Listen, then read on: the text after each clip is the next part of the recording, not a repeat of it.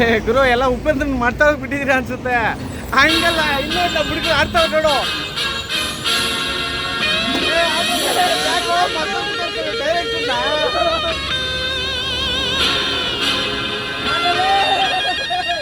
ದಯವಿಟ್ಟು ಉಪೇಂದ್ರನೇ ಬರ್ತಾ ಇದ್ದೀರಪ್ಪ. ಅದಲ್ಲ ಇದು ಹೆಂಗೇಳು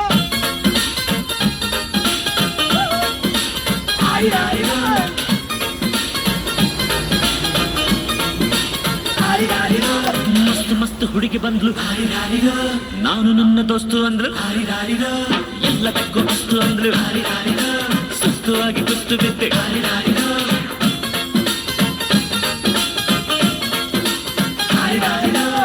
ರೋಸ್ಟು ಉಪೇಂದ್ರ ರೋಸ್ಟು.